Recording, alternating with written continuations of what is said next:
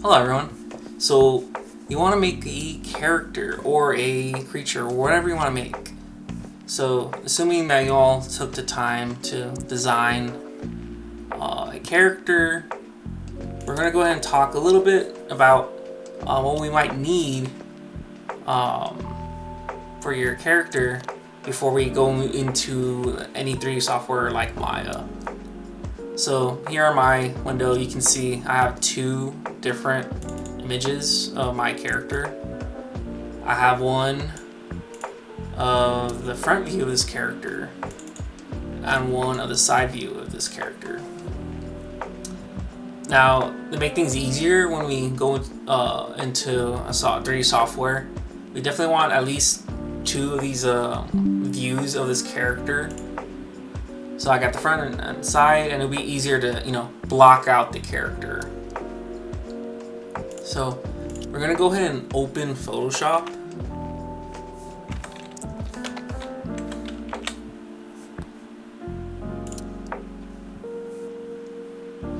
And any version of Photoshop will be okay. So once you're in Photoshop, we'll go ahead and click on New File. And for this, we don't definitely need a super high resolution image because we're just going to really just use it for reference. So I'm going to go ahead and choose a new document, 1000 by 1000 pixels, 300 resolution's okay. Once you have that, you can go ahead and click Create. Okay, cool. So we got our document here.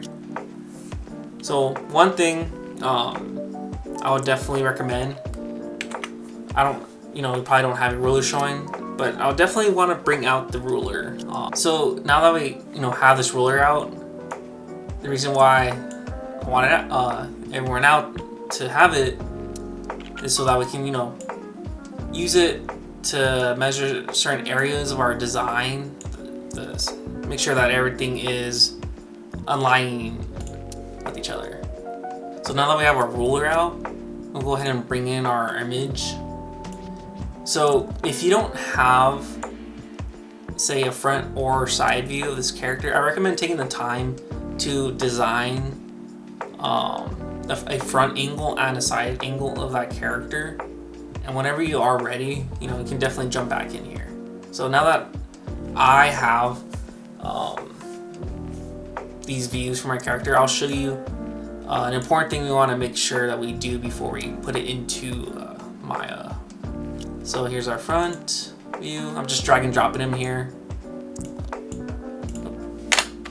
Confirm. Alright, so I got our front side view. Cool. Oh. Make sure everything's aligned there. Okay. Alright, so one thing we want to do is, it doesn't matter which angle you have selected. Well, obviously the front view. You definitely want to go to your opacity. And let's go ahead and lower that to around 60%. That way we can see a little bit of both angles here. So I selected my front layer that's in front of the other one. That way, the opacity, when I lower it, you can, see the back one.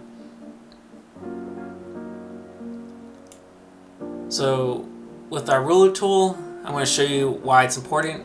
Simply just aligning certain areas of our character, like his horns, his chin, at least for my example, maybe his claws here, and probably his legs here. So everything aligns because I took the time to edit the character further to align things. That way, when we model our character from the side and front view, everything will start to be accurate to our design. And if you don't have the design aligning off the bat, don't worry, you can always adjust it, right? So say for example, our character from, let's say, let's just say for example here, right? My front angle character's head is higher than my side view, what we can do is a few little simple tricks to help that.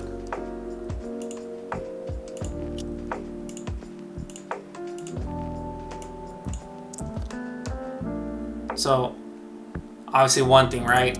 Let's go back to our front view. You know, let's have our guide out here to tell us, hey, our horn should roughly, you know, be aligned with over here. And there's a couple ways you can do it. You can do it with the opacity still lowered. I'm gonna, you know, do it with the opacity high. That way I can see certain things. To do things quickly, you can take out your lasso tool over here on your left, your lasso tool, and just simply, you know, try to grab a certain section of your character. I'm going to grab the certain section of the character's head. I'm selecting around it. So this is going to like kind of mask that area.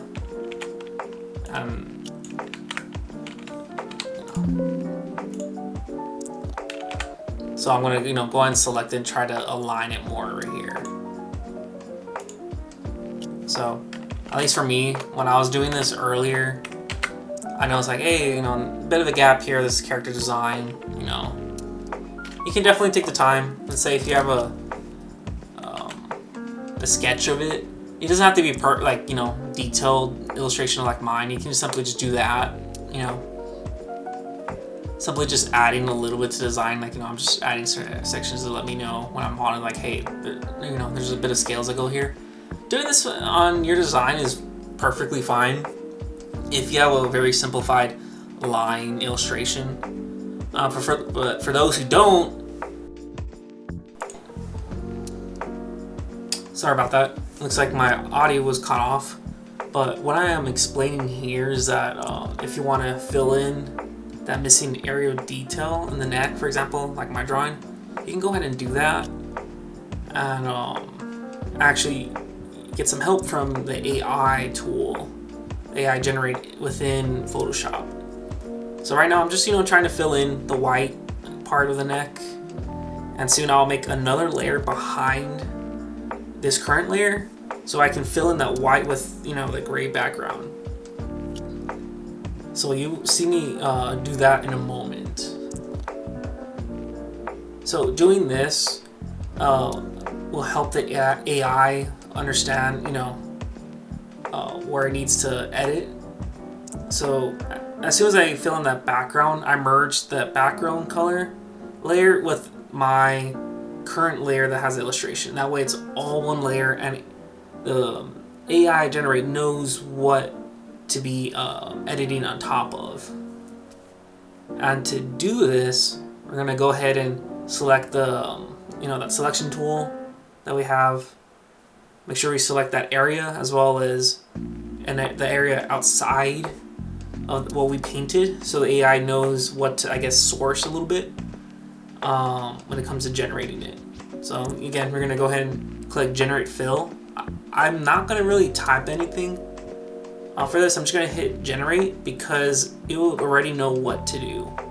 So we're gonna give it a, you know, a few seconds to think and load, and boom, there we go. We got, well, exactly what I was looking for. There's other generations that I did, but the first one, I got what I wanted. You know, it looks clean, and it'll be easier for me to understand that area of the model, of the side, when I go ahead and model in 3D. Again, you might, if you didn't get it the first time, go ahead and hit the generate again and see if you get a better result. But for us, you know, we got lucky first time around, and I'm kind of happy with the results. So next thing we're gonna do, let's say this is already done. It's like, hey, I'm ready to go. We're gonna go ahead and get ready to actually save this as a PNG or a JPEG or whatever you want.